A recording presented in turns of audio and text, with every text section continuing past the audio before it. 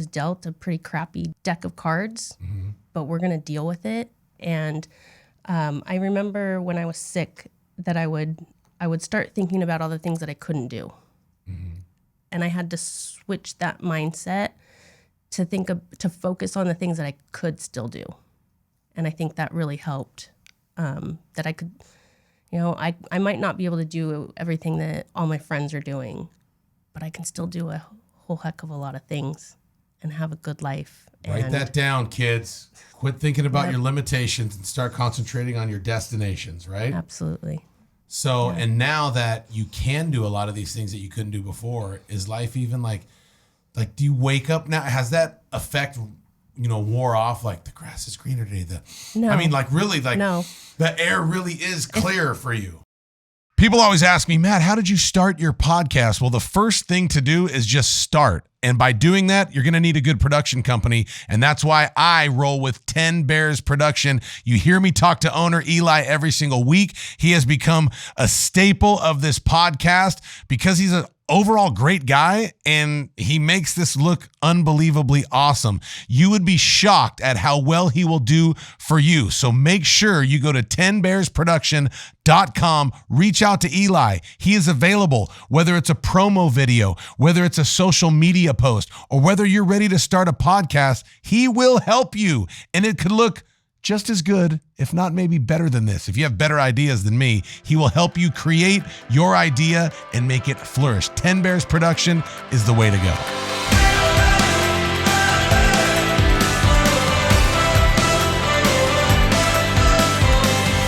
Welcome to another week of Level Up with Matt Rogers. I am your host, Matt Rogers. Side kicking it with me, as always, is the one and only Eli Adelman. Hey, buddy. How are you? I'm good. You look like a keyboard player back there. Like you're about I got all my things going. Yes. Yeah. What? Okay, so we talk about 10 Bears Production, which is, your company. What are you actually doing right now? Are you controlling the different camera angles, sound, everything? Yep. So switching cameras, making sure it sounds good. Do you get scared? No. You ever get worried? No. We got a big guest today, man. I mean, what Dude. if you screw this up? Right? You're going to fire me. No, I couldn't. No. The Lord would not let me fire you, Eli. You are the chosen one. That's right. So you don't get scared? Not in this. I mean. Scariest thing you've ever been through? What is it? In your whole life? I'd have to say when,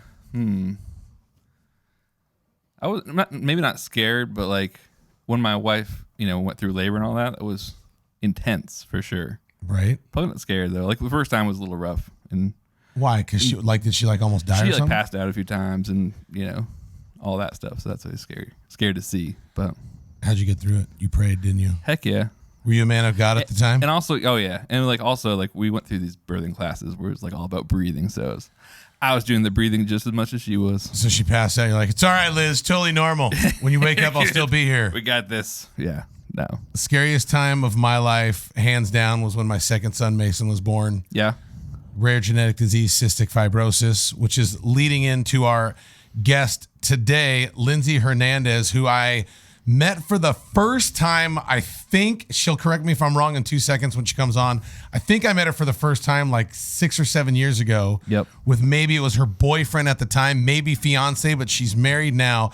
But dude, small world, coming back from California this weekend. Yep. I'm on a plane and her husband starts kind of like talking to me like he knows me. I'm like, gosh, this guy seems familiar. And then he busts out a picture of when we met for the first time like 5 or 6 years ago. Okay. And then I meet, which I think it's his, the first time I'm meeting her, his wife, Lindsey. Oh, hey, Lindsey, I'm nice to meet you. She goes, yeah, dude, like I met you before.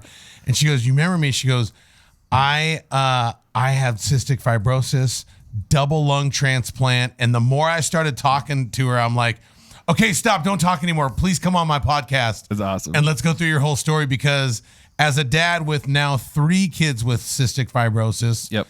Holy crap, I can't believe I'm saying that.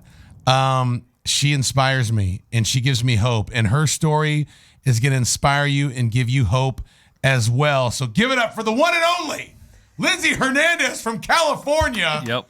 Now in Spring Hill, Tennessee. Oh my gosh, what's it like? Do you love it? Yes. We want to move here now. Do you really? Yeah. Is that true? Yeah.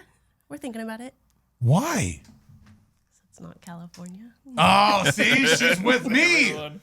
I escaped California 6 years ago, and now I'm living in the land of freedom, of milk and honey, and I absolutely love it. Okay, so like, it's funny how we all kind of tie in together. So you and I met for the first time, what, like 6-7 years ago? 2016, yeah. And how did we meet? You were, I believe, a keynote speaker at the Habit Conference. The Habit Burger. Yes, Habit Burger Grill. I'm a fan. And you talked about your 2 kids having CF at that point. So obviously I had to meet you after that, and I remember. we got our picture taken. I really do remember that. I remember coming up afterwards, and then, dude, and it's crazy because now so was he your boyfriend or husband or fiance at the time? Just a boyfriend. Yeah. So he was just a boyfriend. boyfriend. Just a boyfriend. Yes. He's in the room. So if you see Lindsey kind of like look past the camera, it's because she's looking at her gorgeous husband over there. Who is your husband? Ross Hernandez. The one and only? The one and only. Do you still look at him and get butterflies? Of course. Look at him. Yeah. Ross is a good man. So Ross was a GM at Habit, but now he's like head of IT for one of my favorite places, Hattie B's, right? Yeah. And for those of you, when you come to Nashville, like when they say, where should we eat? Like, you can't think of Nashville without thinking of Hattie B's. Yep. Like, it's the OG original hot chicken. Yeah. So, What's the hottest you ever had? well, what's it called? I tried Shut the Cluck Up. Oh my Shut gosh, the cluck up, Eli! bro, That's what it's called. dude. Yeah. So we did a thing with the Titans last year, like on our show on Titans Blitz, and dude, they made me bite the Shut the Cluck Up, Bro. and it messed me up for like 20 minutes. Yeah. Like my key eyes is- were watering, and You have to do ice cream shooters after. Ooh, that's a good so idea. get 2 things of ice cream and eat the ice cream afterwards. That's the only way I was able to get through Oh it. man, it works. Yeah. my brother-in-law came to town and he was like, "Oh, I'm gonna take it down, all 3 tenders." And I think he got through 2 and had to drink like a gallon of milk. It was Yeah. just Yeah. too much. I had the 1 real- bite. That's not your thing, huh? No. I like the medium because it gives you the kick, but it doesn't freaking give your butt the kick. So now your husband runs all of IT for Hattie B's, right? IT and finance, yeah. IT and finance. Oh, so you married the brains and the Yep. money. Look at her go. Super smart. He got me with his Excel skills. Let's go, dude. That's so awesome. So he left Habit Burger and now he's running the show. And so I know Brian and Misty Morris, who they're at Hattie B's, a separate story, but just good people. They've done a ton for the CF Foundation. And I don't know this. So they helped us with our Rock the Roses fundraiser 3 years ago. They catered all of the food and were just really, really good to us. And Misty said, one of my good friends has it. Was she talking about you? I don't think so. Okay, so No. it wasn't 3 years I've met ago. her once. Okay. So I don't she think has she knew another about me. tie to CF. Now does she know that you have it, or maybe not? I don't know. If she listens, she will now. Oh, she will. I was texting her like, you're never gonna guess who's coming on the show. So, okay. So tell me first of all, like, let's go back to the beginning because this is obviously, like, how old are you now? 40. Okay. So you're 40. I'm 44. We're basically the same. And like, I'm looking at like, I'm probably gonna cry this episode, by the way, just so you know. It's like I'm looking at my daughter, and like the future is bright because there was a really is. time when my son was born, and I just remember holding him up, crying, and like, am I gonna be able to coach his baseball team and football team? Like, I'm just You're giving balling- me goosebumps. Oh, dude, like it was tough. So to see you and how well you're doing, like, it gives me encouragement because, ultimately, my hope and, faith and everything lies in the Lord. But at the same time, like, God put really good doctors on the earth and really good scientists, and the Cystic Fibrosis Foundation and the advances that they made have really, really helped my kids. Yeah. But I want to talk about you. So when were you born? When did you find out? What did your parents do? All of that stuff. So I was born in November of 81, and I was diagnosed with CF at about 8 months old. How did they diagnose you? Because that was before newborn screening. Yeah, failure to thrive. So my mom was feeding me everything, and I still wasn't gaining any weight. Pretty sure they accused her of not feeding me. Right. And then finally somebody at Children's Hospital of Orange County put 2 and 2 together. They gave me the sweat test and it came back positive. And I think they started me on enzymes right away, and I gained weight. And I didn't start getting the lung issues until probably kindergarten age. Were you on any other medicine besides, was it Creon back then, the enzyme thing? I want to say it was pancreas. Okay. Were you on any breathing treatments or anything back then? No, not as a small child. I think I started about kindergarten when I started going to an actual CF center in Long Beach. They put me on the breathing treatments, and back then my parents were pounding on me on all 4 sides to get everything up. And treatments, I think, were like maybe 2 or 3 times a day. And what she means by that, because I had to do it with all my kids, is you take this, I don't know if it was different for you, but you take this little thing and you literally pound and beat their chest as they're doing a breathing treatment. And the idea is the breathing treatment will loosen up the thick mucus in the lungs, and then the pounding will get them to cough it up. So first of all, like, will you explain what is cystic fibrosis? It's a genetic disease, mainly that it affects the lungs, but it also affects your digestive tract. A lot of patients have liver problems. I want to say most males are infertile due to it. 50% of women, I think, are. So it affects your reproductive tract and or system. And it's really the lung issues that give most people problems. I've been lucky that, and I guess you could also have like sinus issues. I have sinus issues from the bacteria. Do you still? I do. I also have diabetes because of it. Really? So CF doesn't go away after transplant, but the DNA in my donor's lungs does not have the gene for CF. So my lungs don't have CF, but the rest of my body still does. Wow. So I still have to take the digestive enzymes before I eat anything. I've had a couple sinus surgeries post-transplant because I still colonize Pseudomonas in my sinuses. That will never go away till they can start doing sinus transplants, but I don't think that's anytime soon. Really? Yeah. So it's just kind of part of my flora now, and I just have to do sinus rinses with medication normally, and that kind of keeps everything at bay. But like anything, you get used to kind of just going with the flow, and it's just part of. So here I am. Back in the day, 81, so by the time you're 5, this is 86. Average life expectancy around 1986 was what? Teens or 20s? I want to say when I was diagnosed, my parents were told school age. I don't think they gave a specific age, but I kind of take that as about 5, 6. Because I remember them telling us, we're hoping that Mason gets in his 30s, and I'm like, dude, I'm in my 30s, and I feel like I'm still 17, like I ain't ready to even think. So for your parents to get that news, what was your first memory? Like, do you remember being 5, 6 years old doing breathing treatments or no? Yeah, and pictures help. My parents have pictures. I remember being hospitalized first when I was in kindergarten. My parents made a big deal about it, bought me all these toys and everything, kind of prepped me saying you're going to be away for a while, or I guess out of school, not away. But right. I would get hospitalized every couple years in elementary school. I can remember there was some program that my parents had signed up for, and somebody took me to Disneyland. It was part of like a sick kids day. Like Make-A-Wish or something? It was kind of like Make-A-Wish, but it was just me and this coordinator that went away to Disneyland, which I don't know that any parents would do nowadays, just send your kids off randomly with some person. But I remember my dad asking me why I was going. And I had a little speech issue back then too, and I said, "'Cause I have cystic fibrosis." Oh my God, and he was like, "It's so cute." Like it's but he wanted me to like own up to it, and he was like, "No, you have cystic fibrosis.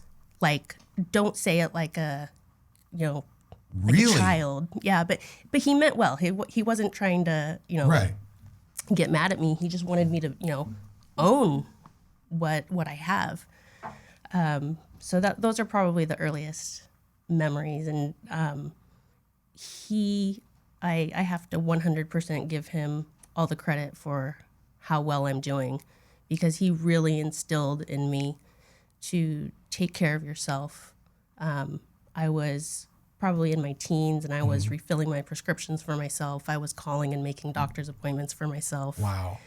As soon as I got a driver's license, I was taking myself to appointments, and I think he even wrote me a note saying, like, she's a minor, but she can Right. take herself to the doctor, and she can make decisions for herself. And That's good. yeah, so And you were good about doing your own breathing treatments, and like, did you do the vest? I did get the vest. Yeah, we went from the pounding to they had a little device called the flutter, and it was like a little ball bearing in a little device that would kind of reverberate your lungs and get the stuff up that way. I don't think it worked as well, but then I got the vest. My grandma called it my Cadillac, because back then it probably cost about as much as a Cadillac. Oh, yes, it really does. Thank God for insurance. Yes. So that was great, and that really gave me a lot of more independence, because I didn't have to rely on somebody else kind of pounding on me. And the vest is basically, the way it looks is it's a vest, and there's 2 tubes going in each side, and then this tank, if you will, this air compressor pumps air into the sides, and it shakes your whole body, which is, substitute for parents pounding on you when you're a kid. It's fun for about the first 5 times. And then it's you're, yeah, my kids hate it, always hate it. Yeah. And Brooklyn's not on it yet, the baby. Okay. So, and just to kind of educate the listeners, how do you get cystic fibrosis? So it's a genetic thing. What does that mean? Yeah, so your parents have to be carriers. I believe you have a 25% chance of being a carrier if your parents are. You have 25% chance of not being a carrier. And correct me if I'm wrong, if you know better. 50% chance of being a carrier, and 25% chance of actually having the disease. Yeah. So I was that lucky 25%. And we found out when my sister had kids that she's a carrier. She doesn't have CF, but she's a carrier of it. Her kids don't have it. Did they test the kids to see if they're carriers? I don't believe so. I'm not sure. It trips me out, too, because none of my brothers or sisters tested for it. They obviously don't have it, and obviously none of their kids have it, because we would have found out by now. But I don't know. Like, I feel like if the shoe was on the other foot, I would want to know if I was a carrier, because I guess if Terry and I go back in time and we found out we were both carriers, I don't know. Like, we still went forward with life, obviously. I feel like sometimes we hit, when it comes to cystic fibrosis, the bad 25% 3 times, which is weird. Our oldest son, Braden, good 25%, not even a carrier. And then Mason, Samantha, Brooklyn all went bad 25% and got the disease, unfortunately. But it's crazy that you say that, too, because Terry just told me at lunch. I went to lunch with her before I came here, and we were talking about you.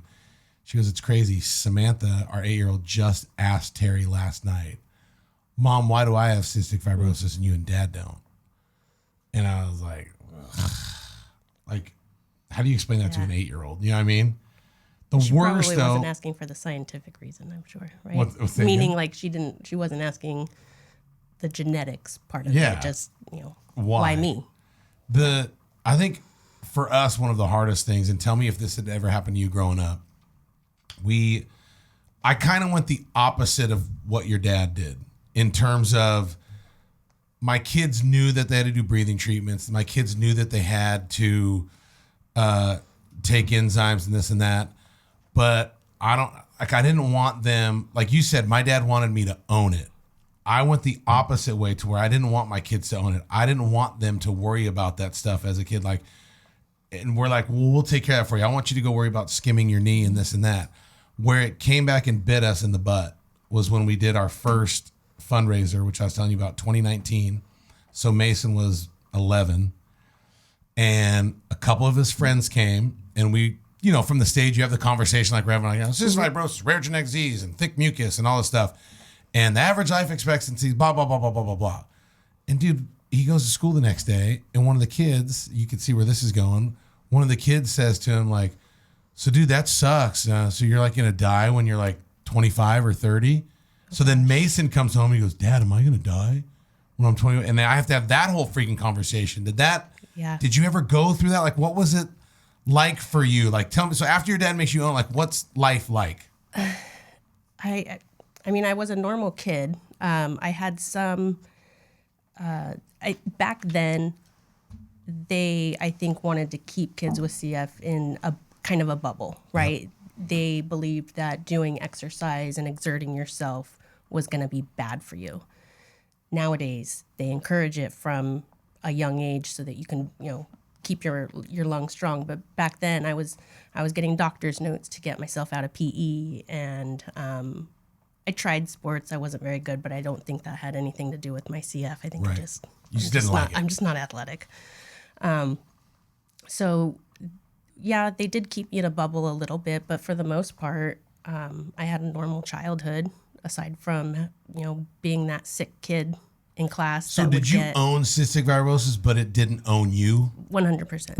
Yeah. I still feel that way. Oh, yeah. For sure. Well, dude, look at you. Like, but here's the other thing too, like fast forward, like, are you an anomaly? Are there other 40-year-olds like you or? Yeah. Social media really opened up my eyes to that, because before social media, you don't have interaction with other CF kids, right, because you're not supposed to, right? Because you can pass bacteria to each other. So you didn't really have a lot of interaction. I never had interaction with kids, except for when I was in the hospital, but I never kept in touch with anybody. But yeah, social media has really opened up my eyes to, there are normal people with CF. You can't tell just by looking at somebody that they have CF. Most people are shocked. Well, it's because when you told me yesterday, you're like, oh yeah, I'm his wife and I have CF. The first thing that came out, I was like, no, you don't. Like, she doesn't know what CF is because she don't have it, because you don't look like you're supposed to. Yeah. I think that's how I won Ross over too. Let's go. I hit it very well, even when I was at 26% lung function. Oh my God. I didn't look like it. I was skinny, a lot skinnier than I am now, but you couldn't tell just by looking at me. And so we met on Match.com. Let's go. Is Match even still a thing? I don't know. It is. Okay. But I went through all the emotions, right? I'm dying. I just got on the lung transplant. This is important. When do you know, like, essentially all of us are dying every day, every second we get older, but like there's a difference between, hey, I'm going to die one day versus like, no, dude, I have this thing that could really take me out early. When did you know, like, crap? It hit me probably in my mid-20s. Obviously, I knew as a kid. My dad had that conversation with me. Did you ever go to bed afraid? No. Thinking about it? No. Why? Because, and I'm asking as a dad, because my kids will tell me so much, but like, I don't know. I'm not, I don't know what's in their head. I don't know. I can't answer that. I don't know why I didn't, but while my dad kept it real for me, we were also very positive. It was never a negative kind of connotation. It was just this is life. This is unfortunately what you were dealt with. We're going to deal with it in the best way that we can. And I just kind of went through life like knowing that, it's a possibility, but I think I looked at it more long term. When I got to about early 20s, I wanted to cram as much life into what I had as best I could. What did you think? Did you think that you would never see 40? Oh, 100%. Really? I didn't think so. So late teens, I would say I went through my kind of like rebellious stage, even though it was nothing compared to, a parent's worst nightmare. It's nothing compared to some of y'all other freaks out there on social media. But like I stopped taking my enzymes because, I wasn't smart enough to just keep them in my backpack at school. We had to go through you have to go to the nurse's office and take them. And What does that mean? So what happens if you don't take your enzymes? Ross does not have a good time. If that's what that means. No, it's well, Well, I don't know. Like, what are we talking about here? You get very gassy and bloated, and it's not a good time for anybody in the room. Really? Yeah. So are you in pain? Your stomach hurts? Stomach hurts. I believe it's described as bulky and foul smelling. So, sorry, we're keeping it real here. No, it's real because the enzymes absorb in the pancreas, which digests all the food. So if you don't take it, your food's not digesting. It's just kind of turning into oil, I'll say. So anyways, I went through that phase because I didn't want to be seen going to the nurse's office and taking the 10 minutes out of my 30-minute lunch period to go. So started there, and then I got a job. I got a job at 16, so I was going to school, and then I was going and selling Vans shoes at the mall after that. And I would get off work and know that I have to go to school tomorrow. I'd probably skip my evening treatment. So I think things just started to kind of catch up to me. Did your parents know? I think my dad did. Was he getting mad at you? He would bring it up the next morning. He'd be like, "Hey, I didn't hear you doing your treatment last night," And this is so freaking familiar to me. Yeah. Mind you, I have a 14-year-old boy that is in that stage. Yeah. And it's very frustrating. I honestly think every CF patient goes through it. Any kind of sick kid is going to go through it because you want to be normal, and the treatments take up a lot of time. Yeah. When I was at my sickest, the treatments were an hour each, and I was doing them 3, sometimes 4 times a day. Mm-hmm. It's a full-time job, and so he would remind me to do it, and it caught up to me, and I was starting to get hospitalized more frequently in high school. Because why? Just lung exacerbations. And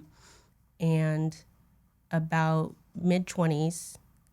early 20s, I was working, I was going to school. I was getting sick pretty frequently. It took me 4 years to get my AA degree because I would sign up for classes, get sick, have to go in the hospital. Some teachers weren't as understanding, or I would get sick after the deadline to drop the class, and so I'd end up having to take an F for it. So long story short, at about 21, 22, I was like, well, do I continue to go to school and potentially waste what little years I might have left going to school for nothing? So I just continued to work, and I ended up getting married at a young age because, again, I wanted to cram as much life as I could. This is before Ross. This is before Ross, yeah. We ended up splitting up amicably a couple years later, but... So is it safe to say you got married because you wanted to just get all this stuff in? And, yeah. Okay. Yeah. And then... How did you feel at the time? Were you always feeling crappy? Or did you have good days and bad days? Well, yeah, I had good days and bad days. It was about then that I realized, wow, if I do my treatments like I'm supposed to, I'll have a better day. Wow. So it took me a couple years to kind of realize that. And after that, I was living on my own. So after my divorce, I lived on my own for about 5 or 6 years, which again was kind of unheard of then, because most people with their declining lung function need help around the house and need help, and some people aren't working, or at least working full time. And how come you didn't need help? Or did you, but you were just so tough because of the way your pops brought you up? There were definitely times where I was too tough to wave the red flag, or the white flag, I guess it is. Why? What does it feel like? Like, explain to people lung function and being sick, and what does it mean? Constantly tired. I was constantly coughing, and it's not a pretty cough. It's chunky, and you're coughing stuff up, and just a lot of fatigue. At my worst, I remember I had to get one of those like shower chairs to where I was sitting in the shower because it took way too much energy to be putting my hands up above my head to wash my hair. and I'd get out of the shower and I'd kind of collapse on the bed for maybe a half hour just to regain my energy to get ready. So I was working full time up until my doctor took me off of work because he was like, you're not going back to work until you get your transplant. So at this time, were you proactively looking for a new set of lungs? Yes. Yeah. How does that, how do you get on the lung list? So as soon as your lung function gets down to about 40 and 30%, they start talking about it, kind of prepping you mentally that you're going to eventually go down this road if you choose to do that. Some people don't want to undergo the lung transplant, to each their own. And if they don't, it just doesn't, they pass away? Pretty much, yeah. Yeah. Because, modern medicine can only help so much. Mm-hmm. So at about that time, I was starting to realize, okay, this is the avenue I want to go. I think I've always known that I wanted, would take that route. But at the same time, Trifacta was coming out. And that really messed with my mind because at the point where my lung function was down to 26%, I guess, all I could think about was Trikafta. And at that point, I was struggling to do my day-to-day business, but I wasn't suffering. So this was about 7 years ago, right? Correct. Yeah. So I kept thinking if I can hold off long enough to get Trikafta, and if it will work for me and it'll stop the progression, I could live out the rest of my years. Mm-hmm. With the lung function that I have now. It wasn't a bad life. I didn't have bad quality. Like I said, I wasn't suffering. Right. But I wasn't going to be running marathons. I wasn't going to be hiking up any mountains. But I could still live a decent life like this. And that was my mindset of, if I get this lung transplant, anything could happen.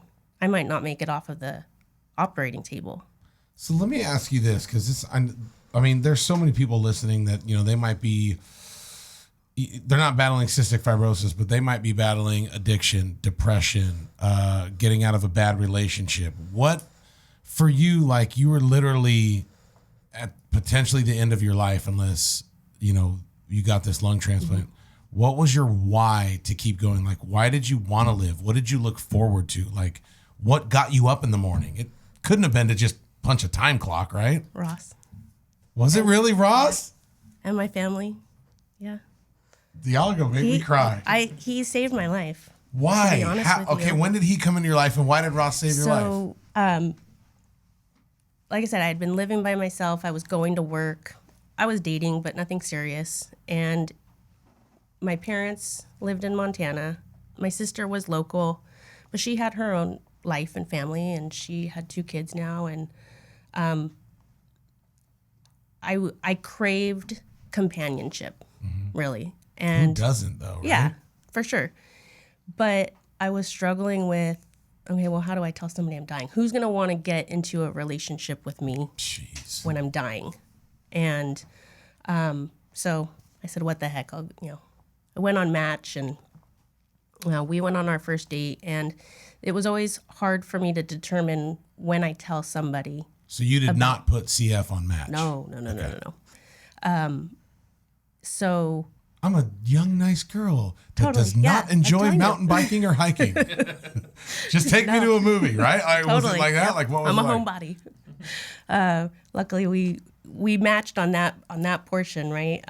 But so I would always give it a couple dates because I don't want to scare somebody away. Mm-hmm. But we ended up, somehow it came up. I think he asked me a question, but I was just kind of like, well, to answer that question, I have to kind of give you more of a background story that I'm not really ready to do. And he pried it out of me. And he was super understanding. And Were you crying as you told him? I don't think so. No. But I kind of gave him an out. And I said, I know you're going to go home and you're going to Google cystic fibrosis, because who wouldn't? And don't Google cystic fibrosis, please, if you just got a diagnosis or something. It is not. Yeah. Because there's so much hope now, and it's way different. But go ahead. Absolutely. Yeah, don't make the mistake my parents did. They had to go to a library and look it up in an encyclopedia and Same just with thought us. the worst. But anyways, so I said, you're either going to run for the hills, which I totally understand. Had Or that you'll give happened me to a you chance. before? Like, were you used to guys running for the hills or no?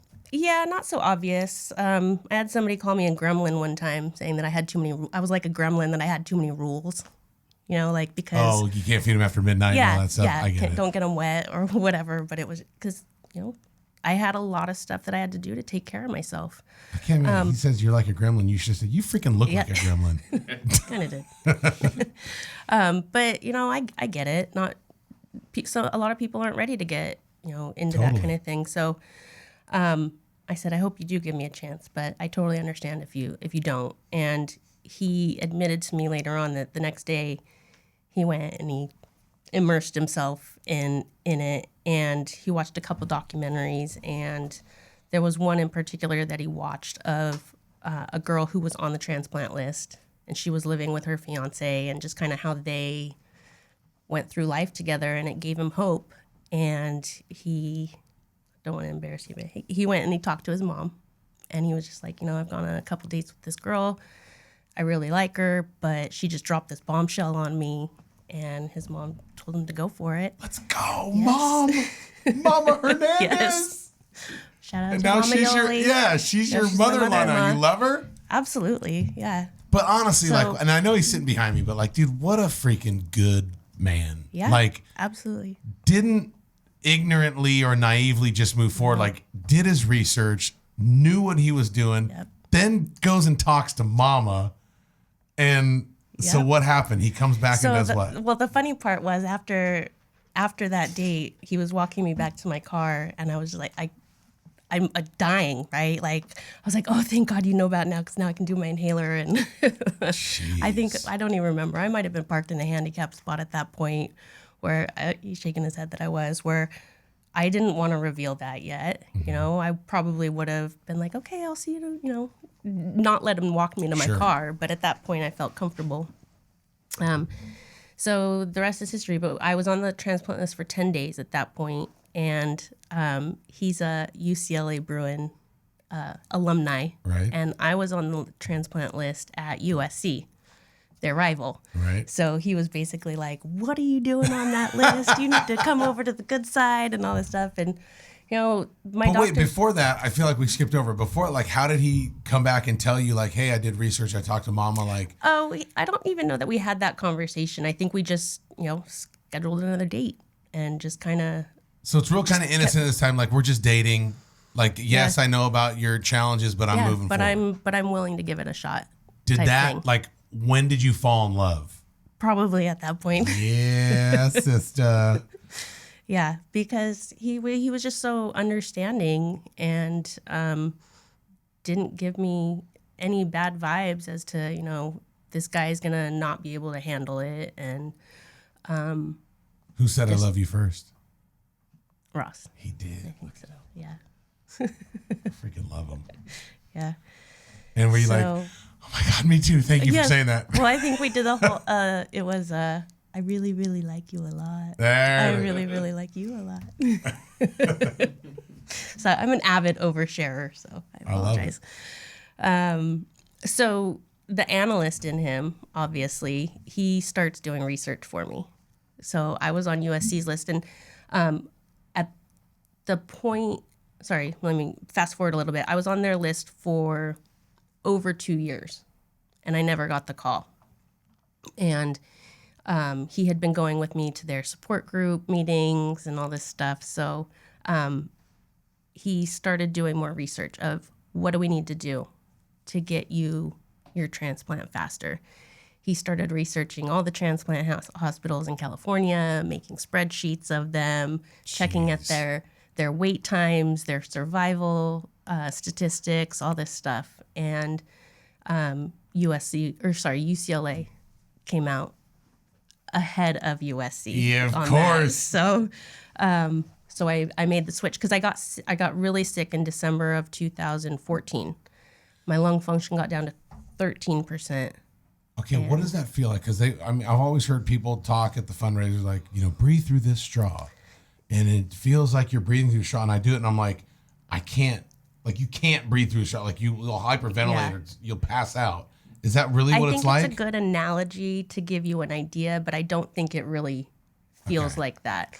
For me, it was such a slow decline that it just became my new normal. So it's hard to describe the difference. Right. But yeah, you can't take a deep breath in without coughing. I couldn't laugh without coughing. I obviously couldn't run. Would have to stop every couple. Did you ever get depressed? I was never clinically diagnosed with depression, but I do think I experienced it, especially being single and being in my 30s and watching everybody else, get married and have babies and all that stuff. So I was, for sure. I slept a lot. I think that was kind of how I dealt with it. Because then you feel like, not that you want to die, but it's like, what's the point of waking up today? I'm just going to feel like crap. Is it like that or no? I was tired. Like I said, the fatigue was probably one of my bigger symptoms of it, but it was just like, well, I have nothing else to do. I'd get home from work and I'd come home and I'd do a breathing treatment and I would have to decide, okay, am I going to cook myself dinner tonight or am I going to clean the house tonight? Because I don't have the energy to do both. Or am I just going to go to bed because that's what I really want to do and wake up the next morning to do everything. Mentally have to give yourself goals and tasks through the day to get through the day? Yeah. I had to, I would have to bring my little portable breathing machine to work, and I would do breathing treatments at work. When I was at my sickest, I was wearing oxygen 24/7, and I would go to work with the cannula strapped to my face and the tank in the backpack. That was really hard to make that decision of going to work like that. And just because I did look normal, a lot of people didn't know about my issues. I was an open book, but still, Did you get, I know now you said, which is why you're on the show, that you love telling your story. At the time going through it, did you hate talking about it? Not going through it. I was open about it. I think being diagnosed with diabetes at 15 is what allowed me to be more open about my issues, because everybody knew about diabetes. Everybody's got an uncle, a grandpa, or knew somebody who had diabetes that could be like, oh yeah, it's not that big a deal, blah, blah, blah, blah, blah. Not everybody knew anyone with CF.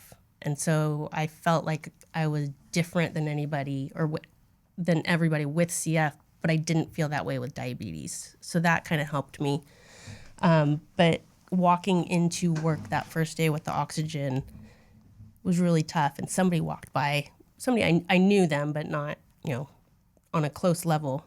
And he kind of asked what it was about. And I told him, and I said, I'm really having a hard time with it today. And he said, why? It's no big deal. Oh. And I was like, I've got this oxygen on my face. What do you mean it's not a big deal? And he said, well, if you couldn't see, you'd wear glasses, right? I said, yep. He said, if you couldn't hear, you'd put hearing aids in. So I see where he's going with this. And he says, so if you can't breathe, you wear your oxygen. And my outlook on it changed drastically. And that was like the one interaction that I've ever had with the guy. But I will remember that conversation forever. No, it's cool. Like when you start the story, I'm like, I hate this guy. And then we're in the end, I'm like, oh, that's okay. I like that. I like where this is going. Yeah. So I just kind of have that perspective now. And I've used that analogy with a lot of people that, might be going through something of, well, then get the assistance that you need to make your life easier. That's the biggest thing with my kid, because he hates taking his enzymes. He's like, I don't want to take it because he's at the age, hanging out with his friends and stuff. Mm-hmm. I'm like, bro, people don't care that you're taking enzymes before you eat. Dude, tell them they're vitamins. Tell them that you're bulking up for football. It's creatine. Tell them, dude, everyone's got to do something, whether it's glasses or hearing aid or stay hydrated, whatever. It's just. Yeah. So I wish I had that advice younger, because with your son, I would have just owned it. I would have said, I have cystic fibrosis and I need to take these to digest my food. And I feel like educating people, people appreciate that. You know, and then they don't think that you're weird. They don't think that there's something, you know, crazy wrong with you, because you're educating them. Totally. And that would be my advice. When you went to work with the oxygen tank, were you with Ross at the time? I was, yeah. He even made the comment of, I'll get one too and I'll wear it with you. I was like, okay, we're not going to go that far. You're making me fall in love with this guy. He saved my life. Like I said before, just it put me in a better mental place to be able to go through transplant. So what I was kind of alluding to before is I was struggling with, maybe I don't want to transplant and I want to wait for Trikafta to come out and all this stuff. But I realized that if I was going to die, regardless, dying, going out fighting from, you know, the surgery itself or rejection or whatnot was the better option than suffocating or drowning in my own phlegm. Jeez. Or whatever, of however CF was going to take me. A transplant was the better option for me. So when you say dying of rejection means what? When your body just essentially rejects your new organ. So I have to take anti-rejection drugs for the rest of my life because I am immune compromised due to it, right? So any infection that I could get, whether it's a common cold, whether it's food poisoning, my body will want to attack that, right? But it won't know to differentiate between the bacteria from the food poisoning or the virus from the common cold and my lungs. And it will want to go to the lungs and start attacking that. So that's what those drugs do. Going back to switching from USC to UCLA, is that a big gamble? Because I'm assuming after 2 years, you're high up on a USC list, right? Lungs aren't allocated by who's been on the list longer. They are allocated by who needs them the most. But what I learned is that there's also a lot of politics involved. Meaning how? Because when I think of politics, I think of money and power. I think I don't want to speak out of turn. I got you. I don't want to talk bad on any hospital. But if you look at the number of transplants that one hospital does over the other, there's definitely some sort of other factor. Can you tell me what the other factor is, or is it not even? I don't even know it. No, but just common sense tells me that there's something else. And in fact, my insurance company dropped USC as a preferred transplant center. So I will leave it at that. So now you bleed baby blue and gold, don't you? 100%. So I ended up getting on their transplant list. And a side note is USC and UCLA pool from the same donor pool. So there really is no benefit to being on both of their lists. So I ended up getting on UCSD's list before getting on UCLA's. I then dropped USC. So I was double listed at UCLA and UCSD. And within 7 weeks of being on UCLA's lists, I got the call.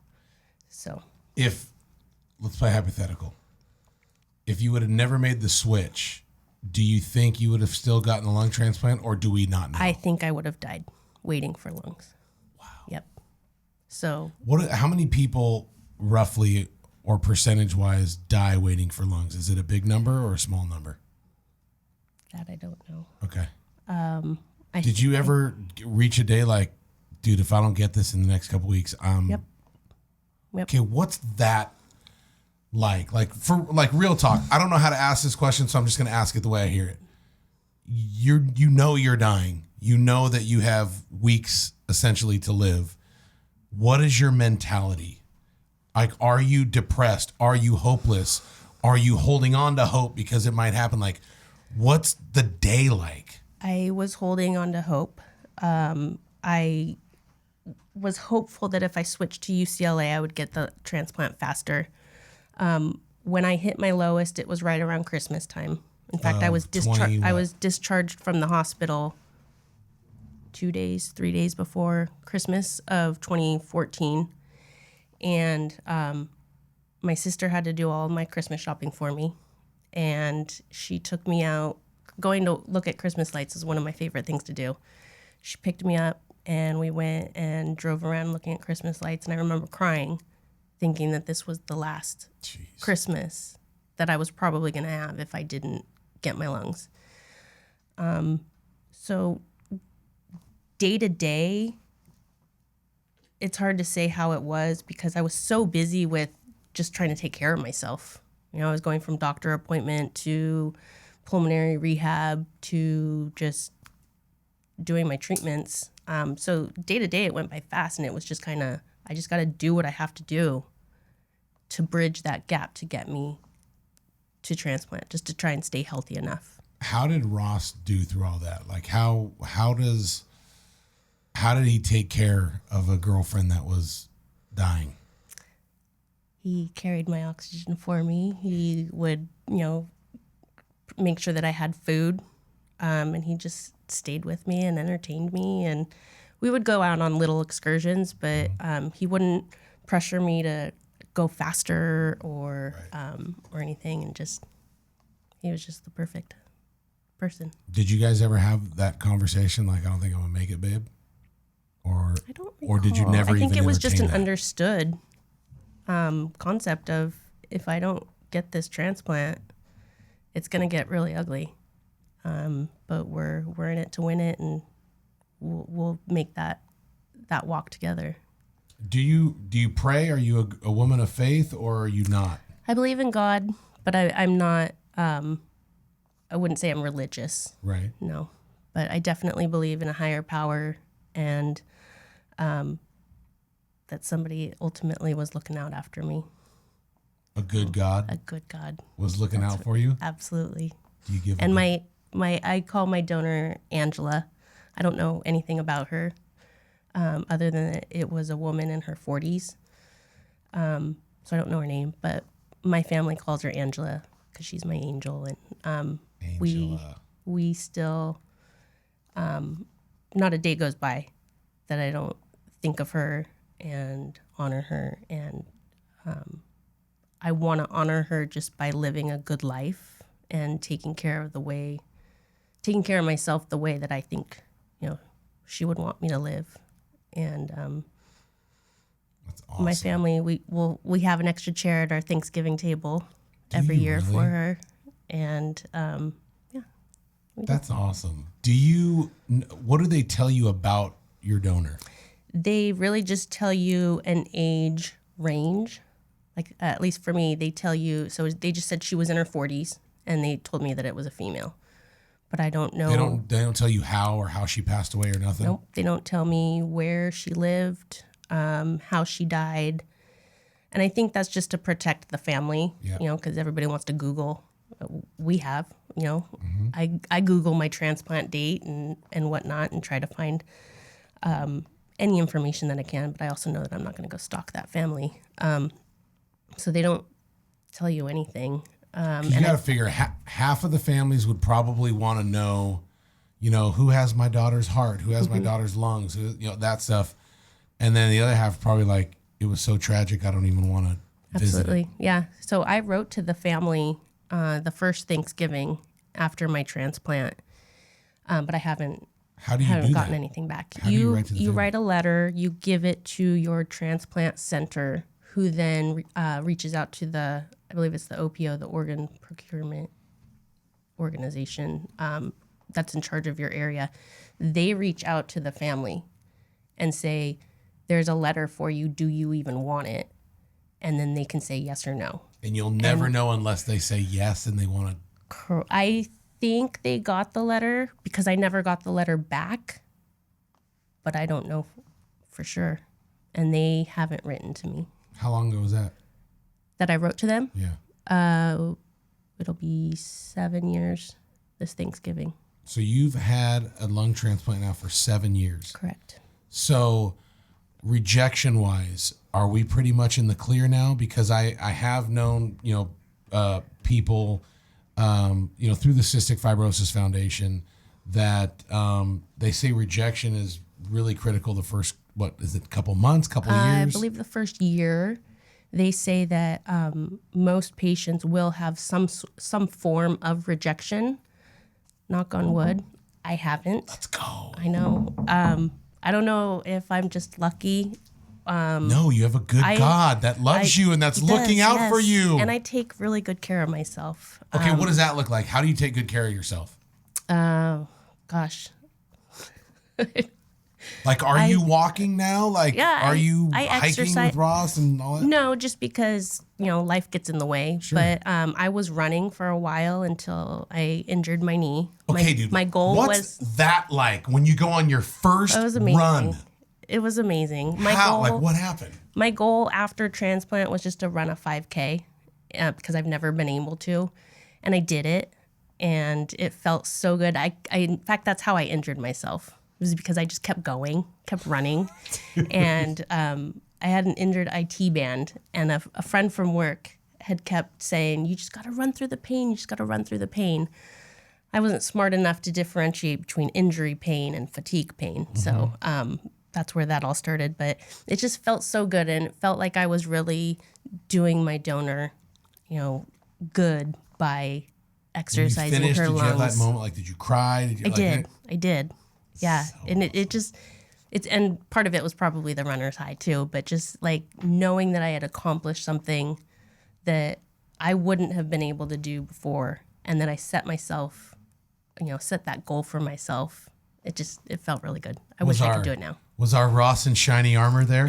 Of course he was, right? Yeah, of course he was. At the finish line? Yep.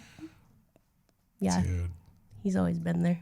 So when you say he saved your life, not just emotionally give you something to love and look forward to, but like he did the research and exactly. Yeah.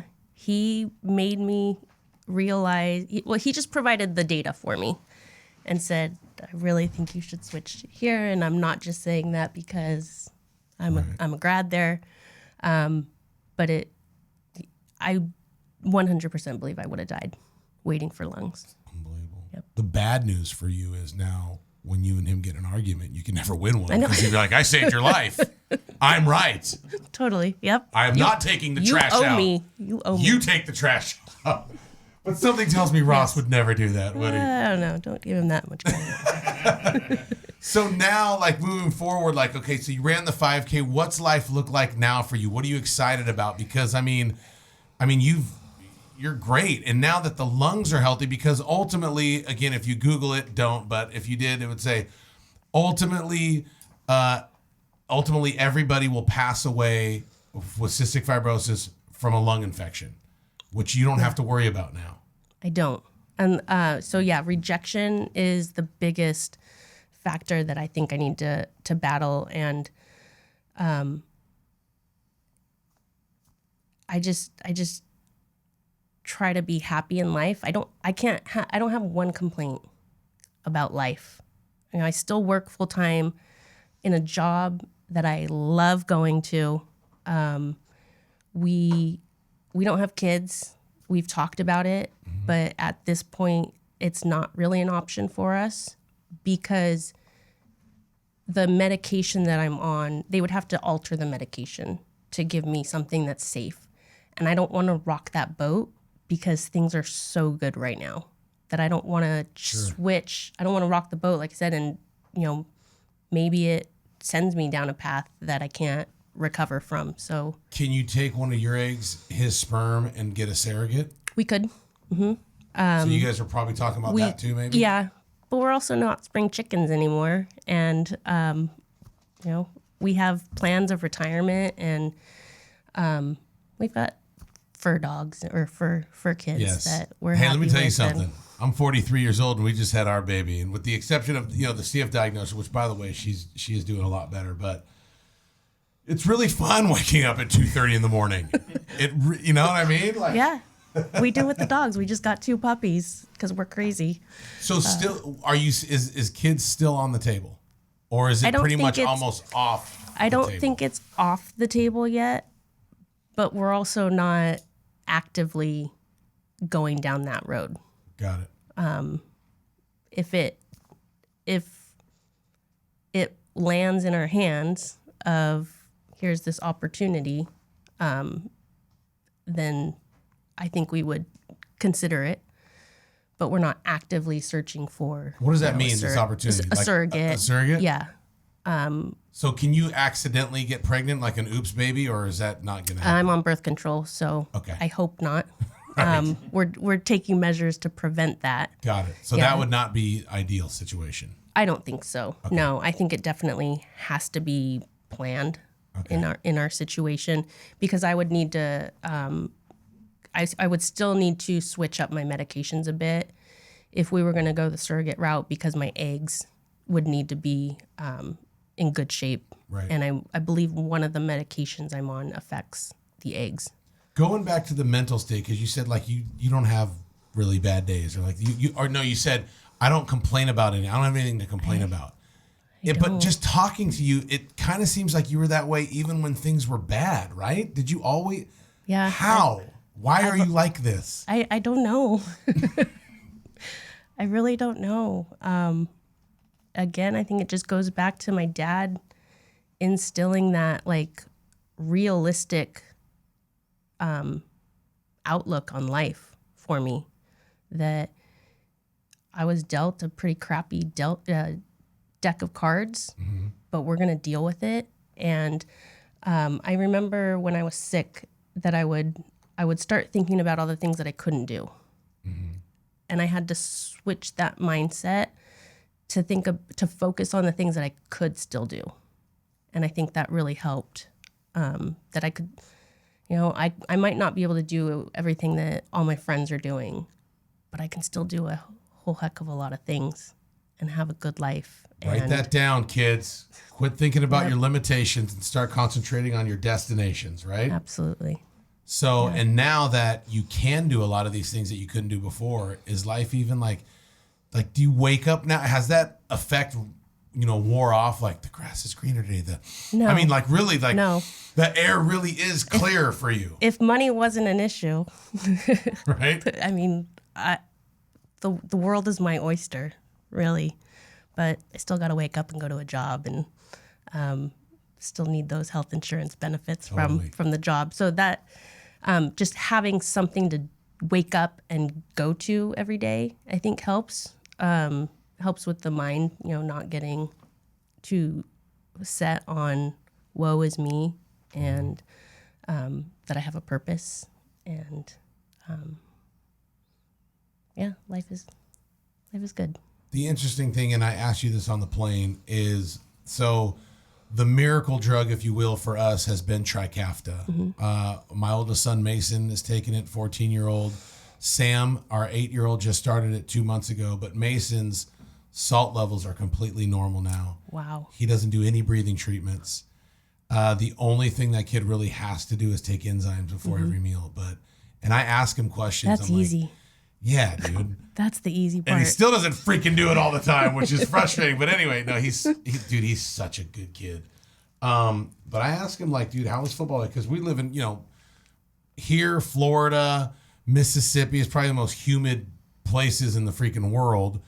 And he's out there running football. And I'm like, dude, is it hard for you to breathe? He's like, no. Like, he's been really, really blessed. But you don't take Trikafta. Why? I don't, and it's because it won't do anything for my new lungs, and that's mainly what the focus is of it, is to improve the lung function. I have discussed it with my doctor of taking it for the sinus issues and the digestive issues, but we ultimately decided again not to rock the boat because there hasn't been enough research done on transplant patients, and it's easier for me just to keep doing what I'm doing, right? Like as long as I take my enzymes, I really don't have digestive issues. So I'll take pills all day, every day. Right. In fact, I have to. Right. And the sinus issues, yeah, they pop up every couple months, but is it kind of like I could deal with those things? Absolutely. Yeah. I don't want to mess anything up that I can't unring that bell if I start taking it and it messes me up. So now for now, we're holding off. New lease on life, if you will, or, you know, like, do you and Ross ever argue? Okay, yeah. so we're all right. Yeah. So we still have, you know, fights, disagreements, everything, 100%. but like the makeup's even like better now, right? Because like, yeah, I really love it. Yeah, totally. Because we can make up now. So what's the most like on the horizon? What are you most excited about for the future? Probably retirement. I know I'm only 40, but I can retire in 15 years and just getting through, you know, my career and being able to go explore. You know, I would love to rent an RV and hopefully own an RV at that point and just explore the United States and travel. That's what we do. Yeah. We pack up that RV, that fifth wheel, and go around America. There's nothing better than it. It's the best. Let's leave everyone with this. Like, we always ask our guests, what would be one quote or one challenge or one mindset that you would tell our listeners on really to help them level up? Like, what would you say? Because you have literally been on your deathbed in every sense of the word, and you have come back to life. You've gone from 13% lung function, you said, at your worst? Yes. To now you are in the high mid-90s, you said, like, which is kind of like all of us. Yeah. What would you say to people who are really battling through something that want to get to where you're at now? Probably what I said earlier of just focus on the good and focus on what you can do. Focus on family and who you have in your circle to, you know, rise up and just try to stay positive, and hopefully everything will get better. Amen. Thank you so much for joining us and You're sharing welcome. your story. And do what she said. If you count your blessings, your life will always show a profit. Eli, stop crying. You are the best. Thank you so much. That was the one and only Lindsey Hernandez. And right behind the camera is our Ross in shining armor. He is the best. And you guys are the best. Thank you so much for tuning in, listening. As always, please continue to support us by liking, subscribing, and sharing. Leave a comment. We're always looking at comments and we're always doing giveaways. We want to say thank you. So please like, subscribe, and share. And if you know somebody that would benefit from this podcast, please get it to them. We watch and we need your help. So thank you so much. Eli, thank you. Lindsey, thank you. Thank you. You're the bomb.com. It was fun. And thank you for watching another week of Level Up.